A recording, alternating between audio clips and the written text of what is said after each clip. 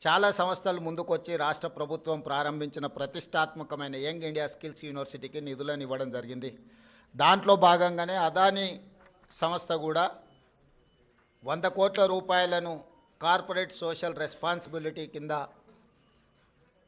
తెలంగాణ రాష్ట్ర ప్రభుత్వం ప్రారంభించిన యంగ్ ఇండియా స్కిల్స్ యూనివర్సిటీకి ఇస్తాము అని చెప్పి ఆమోద లేఖ ఇవ్వడం జరిగింది.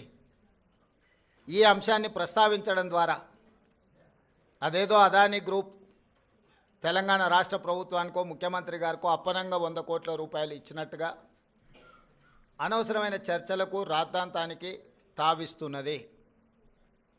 వాస్తవంగా ఇన్కమ్ ట్యాక్స్ క్లియరెన్స్ లేకపోవడం వల్ల ఇన్కమ్ ట్యాక్స్ నుంచి మినహాయింపు తీసుకోవడానికి రాష్ట్ర ప్రభుత్వం చేస్తున్న ప్రయత్నము నిన్న మొన్ననే 80B కింద రాష్ట్ర ప్రభుత్వానికి యంగ్ ఇండియా స్కిల్స్ యూనివర్సిటీకి అనుమతి ఇవ్వడం జరిగింది.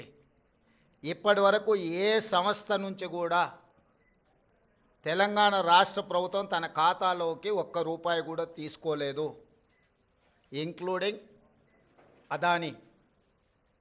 అయితే అనవసరమైన చర్చలలో తెలంగాణ ప్రతిష్ట కానీ వ్యక్తిగతంగా నా గురించి చర్చ జరగడం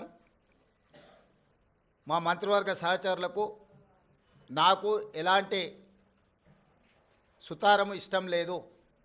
అందుకే స్పష్టంగా నిన్ననే రాష్ట్ర ప్రభుత్వం తరఫున అదానీ గ్రూప్ ఆఫ్ కంపెనీస్కి మా అధికారి జయేష్ రంజన్ ద్వారా లేఖ రాయడం జరిగింది. జరుగుతున్న వివాదాలు, ఆరోపణలు, రకరకాల పరిస్థితుల వల్ల తెలంగాణ రాష్ట్ర ప్రభుత్వం మీరు ముందుకు వచ్చి ఉదారంగా తెలంగాణ యంగ్ ఇండియా స్కిల్స్ యూనివర్సిటీకి ఇస్తాన్న 100 కోట్ల రూపాయలను తెలంగాణ రాష్ట్ర ప్రభుత్వము స్వీకరించడానికి సిద్ధంగా లేదు. కాబట్టి దయచేసి మీ 100 కోట్ల రూపాయలను యంగ్ ఇండియా స్కిల్స్ యూనివర్సిటీకి బదిలీ చేయొద్దు అని చెప్పి విస్పష్టంగా వారికి లేఖ రాయడం జరిగింది. ఈ పత్రికా సమావేశం ద్వారా పక్క రాష్ట్రాలు, పక్క దేశాలలో అదానీ గ్రూప్ ఆఫ్ కంపెనీస్ మీద జరుగుతున్న వివాదానికి తెలంగాణ రాష్ట్ర ప్రభుత్వానికి ఎలాంటి సంబంధం లేదు. అదేవిధంగా ఒక గొప్ప ఉద్దేశంతో లక్షలాది తెలంగాణ నిరుద్యోగ యువకులకు సాంకేతిక నైపుణ్యాన్ని నేర్పించడం ద్వారా ప్రపంచంతో పోటీ పడాలన్న ఆలోచనతోని యంగ్ ఇండియా స్కిల్స్ యూనివర్సిటీని ప్రారంభించినము. ఒక సదుద్దేశంతో, ఒక గొప్ప ఆలోచనతో ప్రారంభించిన యూనివర్సిటీ వివాదాలకు లోను కావడం నా మంత్రివర్గ సహచరులకు, నాకు, తెలంగాణ రాష్ట్ర ప్రభుత్వానికి ఇష్టం లేదు. అందుకే తెలంగాణ రాష్ట్ర ప్రభుత్వము అదానీ సంస్థ నుంచి 100 కోట్ల రూపాయలను స్వీకరించకూడదు అని నిర్ణయం తీసుకున్నది. ఈ విషయాన్ని మీడియా మిత్రుల ద్వారా సమాజానికి మేము చెప్పదలుచుకున్నాము. అనవసరమైన వివాదాలలో మా రాష్ట్ర ప్రభుత్వాన్ని, మమ్మల్ని లాగొద్దు అని చెప్పి మీడియా మిత్రులందరికీ కూడా నేను సూచన చేస్తున్నా. రాజకీయ పార్టీలకు కూడా నేను సలహా ఇవ్వదలుచుకున్నా.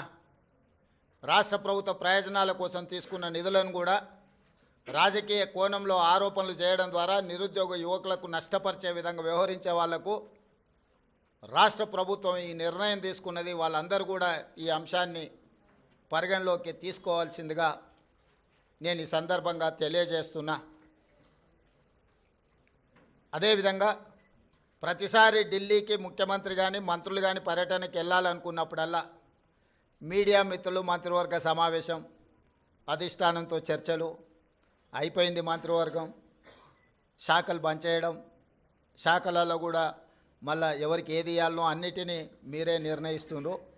ఈ ఢిల్లీ పర్యటన ఓం బిర్లా లోక్సభ స్పీకర్ గారి కూతురు యొక్క వివాహ కార్యక్రమం ఉన్నది. గతంలో నేను, ఉత్తమ్ కుమార్ రెడ్డి గారు, కోమటిరెడ్డి వెంకటరెడ్డి గారు పార్లమెంట్లో సభ్యులుగా మేము ఉన్నాం. వారితో మాకు వ్యక్తిగతంగా పరిచయం ఉన్నది. వారు ప్రత్యేకంగా ఆహ్వానించారు కాబట్టి ఓం బిర్లా కూతురు వివాహానికి హాజరు కావాలి అని చెప్పి నేను, ఉత్తమ్ కుమార్ రెడ్డి గారు ఢిల్లీకి వెళ్తున్నాము. ఈ పర్యటనకు రాజకీయ ప్రాధాన్యత లేదు.